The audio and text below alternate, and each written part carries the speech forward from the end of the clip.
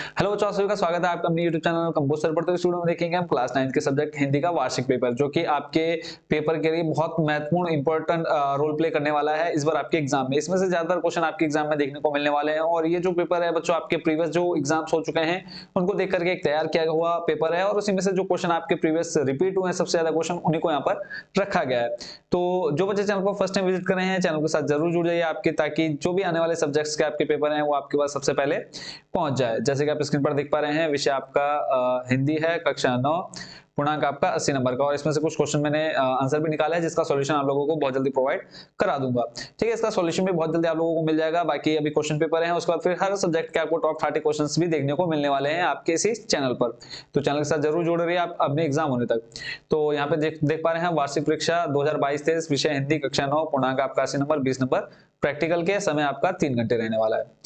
तो सबसे पहले आपका क्या आने वाला है, एक अनसीन पैसेज आता है। देखो बच्चों, इसकी गारंटी नहीं है कि सेम टू सेम ऐसा ही ये गद्यांश पढ़ने के लिए आएगा, बट जो क्वेश्चन आंसर है उनकी गारंटी ले सकता हूं। बट ये जो गद्यांश होता है वो हर साल चेंज होकर के आता है, तो इसमें मैं कोई कंफर्मेशन नहीं दे सकता इसकी। बाकी सारे क्वेश्चन आपके लगभग आएंगे ही एग्जाम में। पहला नंबर आपका बोला है, निम्नलिखित गद्यांश को पढ़कर उससे संबंधित प्रश्नों के उत्तर लिखिए। तो बच्चों, इस गद्यांश को जिन बच्चों को हिंदी पढ़नी आती है अच्छा से, वो इसका आंसर आराम से निकाल सकते हैं और ये गिने चुने 10 नंबर आप बहुत ही आराम से ले सकते हैं। देखो, इसमें सीधा मैं प्रश्न पढ़ देता हूँ, आपने क्या करना है, इस पेपर को डाउनलोड कर लेना है। इसका लिंक मैं डिस्क्रिप्शन में दे दूंगा, वहां से आप जाकर के डाउनलोड कर लीजिए, या फिर इस वीडियो को यहीं रोक करके आप पूरे पैराग्राफ को पढ़िए। उसके बाद जो मैं क्वेश्चन अभी बोल रहा हूँ उसका आंसर देखिए कहां से आपको मिलेगी। पहला प्रश्न देख रहे हैं आप, गतिशील व्यक्ति व संस्था के लिए क्या आवश्यक होता है। ठीक है, तो इसको थोड़ा सा और मैं बड़ा कर लेता हूं। जैसे कि पहला क्वेश्चन आप लोगों ने देखा, गतिशील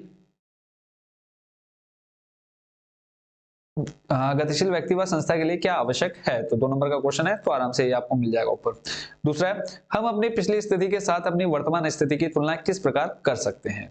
तीसरा प्रश्न है इसमें ग नंबर, इस तुलना के पश्चात हमें क्या कदम उठाने चाहिए। तो जब आप ऊपर पैराग्राफ पढ़ेंगे, सभी क्वेश्चंस का आंसर आपको बहुत ही आराम से मिल जाएंगे। चौथा है इसमें, इस तुलना से व्यक्ति व संस्था को क्या लाभ होगा। पांचवा है, इस गद्यांश का उपयुक्त शीर्षक दीजिए। बच्चों, शीर्षक का मतलब होता है सीधे सीधे कोई भी आप जब कहानी पढ़ते हैं तो उसका एक नाम होता है उस कहानी का। तो जैसे आपने 2 बैलों की कथा पढ़ी, ठीक है, उसके अंदर आपको पूरी एक कहानी दी हुई थी, तो उसको आपने नाम रख दिया 2 बैलों की कथा। वैसे जब आप इस पूरे पढ़ेंगे इस पूरे पैराग्राफ को, तो आपको एक टाइटल जैसा अपने आप ही समझ में आ जाएगा कि क्या नाम देना चाहिए। कुछ भी आप दे सकते हैं, गलत नहीं होगा वो आपका। ठीक है, उसके बाद दूसरा नंबर आता है आपका निबंध लिखने के लिए। बोला है, दिए गए संकेत बिंदुओं के आधार पर निम्न में से किसी एक विषय पर 250 शब्दों में एक निबंध लिखिए। शिक्षा का महत्व, देखो एक है आपका शिक्षा का महत्व, दूसरा है विज्ञान वरदान या अभिशाप, और एक इसमें और जोड़ लो पर्यावरण। ठीक है, पर्यावरण, प्रदूषण। इन तीनों में से एक 100% आपके एग्जाम में इस बार देखने को मिलेगा ही मिलेगा, आप लिखकर रख लो। ठीक है, पर्यावरण, प्रदूषण, इन तीनों में से कोई ना कोई आपको एक देखने को मिलने वाला है। बाकी यहाँ पे आप देख पा रहे होंगे नीचे आपको कुछ उसके हेडिंग भी दी हुई है। जैसे पहला आप देख रहे हैं प्रस्तावना, दूसरा आपको दे रखा है शिक्षा का प्राचीन व आधुनिक रूप, तीसरा है सुधार का उपयोग, चौथा उपसंहार। उपसंहार का मतलब है लास्ट में निचोड़ क्या निकाला आपने उस पूरे से। ऐसे ही विज्ञान का प्रस्तावना, विज्ञान के स्वरूप, विज्ञान की उपयोगिता और उपसंहार। अगला है प्रश्न नंबर 3 देख रहे हैं, अपने क्षेत्र में पेयजल की समस्या की ओर ध्यान आकृष्ट करते हुए अपने नगर स्वास्थ्य अधिकारी को एक शिकायती पत्र लिखिए। यानी जो आपका नगर स्वास्थ्य अधिकारी है उसको आपने एक शिकायत करते हुए पत्र लिखना है कि आपके यहाँ पीने का पानी की बहुत अधिक समस्या है, यही सब आपने उसको बताना है। अब यहाँ पे कोई एड्रेस नहीं दे रखा है, तो आप जिस भी नगर में रहते हैं, किसी भी डिस्ट्रिक्ट, किसी भी स्टेट में रहते हैं, तो वहां का एड्रेस आप लिख सकते हैं अपनी मर्जी से। अथवा अथवा का मतलब होता है आपको, या तो जैसे ये 3 नंबर लिखा है, ठीक है, उसके बाद सीधा 4 नंबर है, बट यहाँ देखोगे आपका एक क्वेश्चन ये है, दूसरा क्वेश्चन ये है, तो इन दोनों में से कोई एक क्वेश्चन आपने करना होता है। ये होता है अथवा का मतलब, ये नहीं कि आपने ऊपर वाला भी कर दिया नीचे वाला भी कर दिया। और बाई चांस आप दोनों करके आ जाते हो, अब दोनों करके आ गए तो क्या होता है, आप सोचते हैं कि यार चल पहला वाला तो मेरा गलत है, दूसरा तो सही है, बट एग्जामिनर क्या देखता है, जो आपने पहले किया है उसी को देखता है। अगर वो सही है तो उसमें नंबर मिलेंगे, गलत है तो कोई नंबर नहीं मिलेगा आपको, चाहे नीचे वाला सही हो या ना हो। तो दूसरा अथवा में दिया है, अपने प्रधानाचार्य को पत्र लिखकर अपना मासिक शुल्क कम कराने के लिए प्रार्थना पत्र लिखिए। तो अभी बहुत जल्दी मैं आप लोगों को पूरा प्रारूप बता दूंगा कैसे आप प्रार्थना पत्र लिखेंगे, निबंध लिखने का तरीका, और जो ये आपने ऊपर देखे हैं सभी निबंध को मैं सॉल्यूशन के रूप में आपको बहुत जल्दी वीडियो दे दूंगा आपके एग्जाम से पहले पहले। उसका नेक्स्ट है आपका प्रश्न नंबर 4, बोला है संज्ञा एवं सर्वनाम की परिभाषा उदाहरण से लिखती है, या बचपन से पढ़ते आ रहे हैं। संज्ञा सर्वनाम किसी व्यक्ति स्थान के अधिनाम को क्या कहते हैं, संज्ञा कहते हैं, और संज्ञा के स्थान पर प्रयोग होने वाले शब्दों को क्या कहते हैं, सर्वनाम कहते हैं। तो उदाहरण देना आपने सिंपल सा, इसमें देखो 4 नंबर फ्री के दे रखे, कुछ ज्यादा मेहनत करने की जरूरत नहीं यहाँ पे। 5वां है निम्नलिखित प्रश्नों का उत्तर निर्देशानुसार दीजिए। का नंबर है इसमें, निम्न के दो पर्यायवाची शब्द लिखने हैं, सूर्य हो गया, लड़की हो गया, शिव हो गया, अमृत हो गया। चारों देखो सूर्य का तो लगभग आप 8 से 10 मेरे को लगता है कि आप लोगों ने याद कर रखा होगा, लड़की हो गया, फिर शिव हो गया, अमृत हो गया। तो इन चारों देखो बेसिक ये जो पर्यायवाची रखे हैं बेसिक शब्द हैं, तो इनका आप इजिली लिख सकते हैं। बस आपको थोड़ी सी मेहनत करनी है आपके हिंदी के पेपर में, और बहुत अच्छा स्कोर आप कर सकते हैं। लगभग जैसे 80 नंबर का पेपर, तो आप इसमें 80 में से 80 भी ला सकते हैं। बस आपकी थोड़ी सी राइटिंग बढ़िया होनी चाहिए, ठीक है। अगर राइटिंग ठीक है तो हिंदी में आपके नंबर बहुत कम कटते हैं। नेक्स्ट क्वेश्चन है आपका, बोला है निम्न शब्द युग्मों का अर्थ स्पष्ट कीजिए। देखो प्रसाद और प्रसाद, यहाँ पे इन दोनों पढ़ने में दोनों एक जैसे हैं, बट दोनों का अंतर है, दोनों में क्या अर्थ निकलता है, क्या अर्थ है दोनों का, वो आपने बताना है। ऐसे ही अनल, अनिल, ठीक है। फिर है निम्नलिखित उपसर्ग को जोड़कर शब्द का निर्माण कीजिए। अब ऐसे उपसर्ग और प्रत्यय, देखो उपसर्ग क्या होता है, जो शब्द के आगे जुड़ते हैं, प्रत्यय क्या होता है, जो शब्द के पीछे जुड़ते हैं। प्रति, तो देख अगर हम इसमें जोड़े तो क्या हो जाएगा, प्रतिदिन। दो बनाने हैं तो सॉरी एक बनाना है तो प्रतिदिन हो गया। और आपने ये ऊपर, ठीक है, उप का आप बताओ क्या, कमेंट बॉक्स में मेरे को बताना है कि उप का आप लोग क्या बनाओगे, ठीक है। उसके बाद घ नंबर है आपका, मुहावरों का अर्थ लिखकर वाक्यों में प्रयोग कीजिए। नाक में दम करना, यानी बहुत परेशान, यार इस लड़के ने मुझे मेरा सुबह से नाक में दम कर रखा है, यानी बहुत परेशान कर दिया। ईद का चांद होना, बहुत दिनों बाद दिखाई देना, क्योंकि ईद का जो चांद होता है वो काफी टाइम बाद दिखाई देता है। अपना उल्लू सीधा करना, यानी तुमने अपना उल्लू सीधा कर लिया, यानी अपना काम निकाल लिया। आंखों का तारा होना, यानी बहुत प्रिय होना, एकमात्र सहारा जिसको बोलते हैं, ठीक है। उसके बाद अगले प्रश्न पर चलते हैं, जो कि आपकी कविता वाले हिस्से से है, काव्य खंड वाले हिस्से से है। इसमें कहा है निम्नलिखित पदार्थ को पढ़कर नीचे दिए प्रश्नों के उत्तर लिखिए।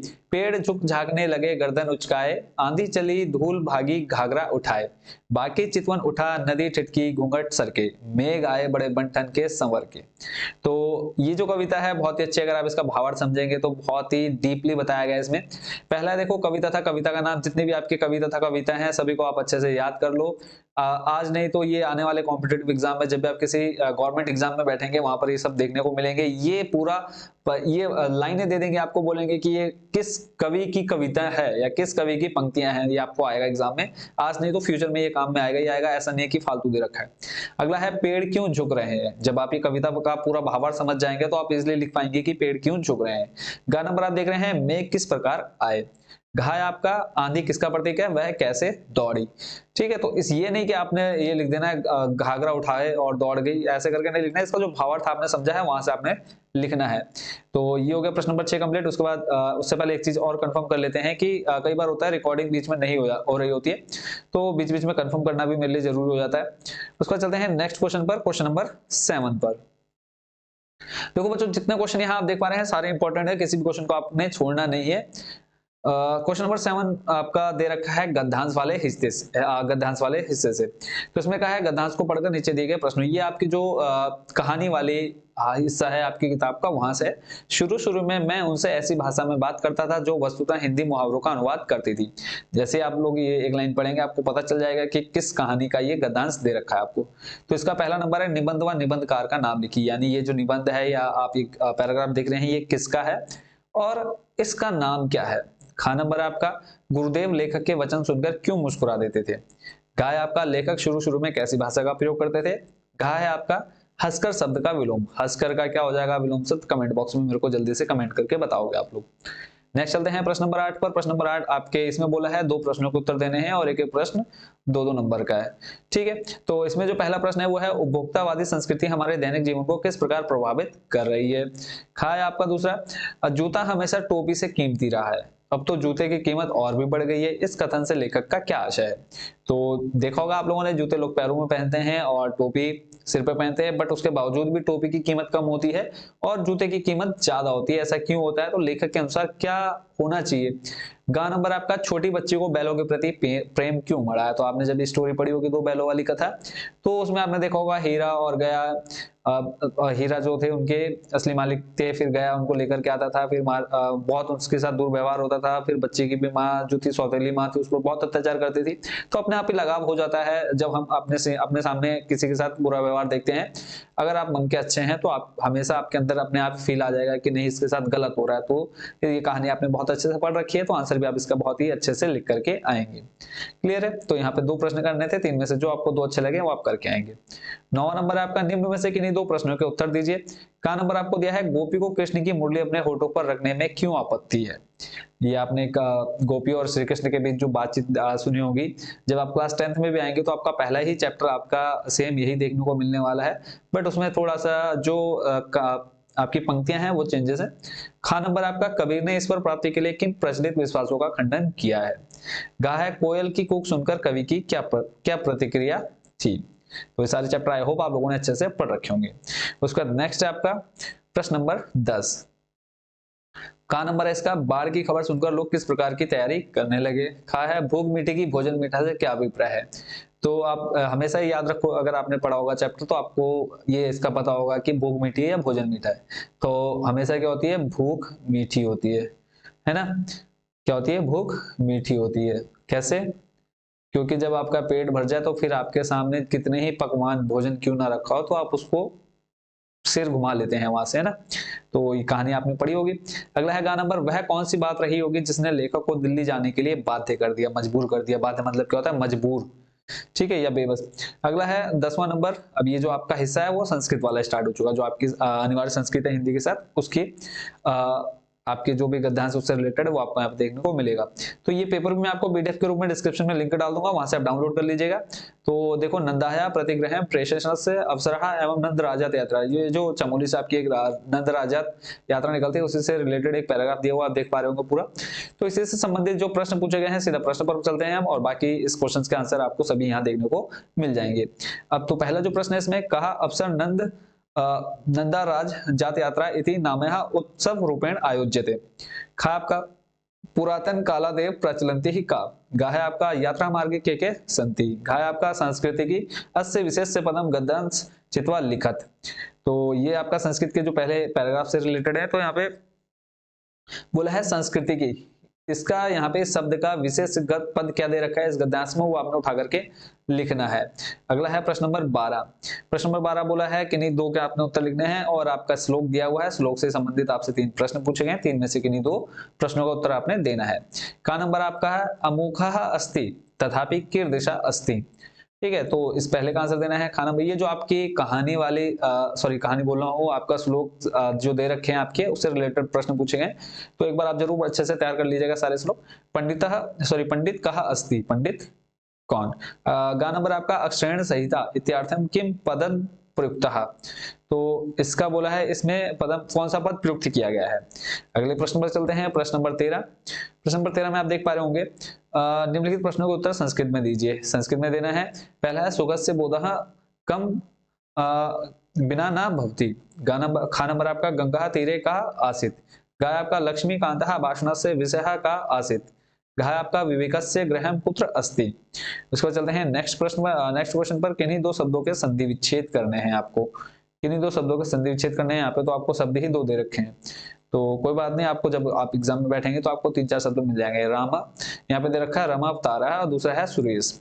ठीक है, तो इन दोनों में से दोनों का ही यहाँ पे आपने संधि विच्छेद करना है। संधि विच्छेद आपको स्कूल में बहुत अच्छे से सिखा दिया गया होगा।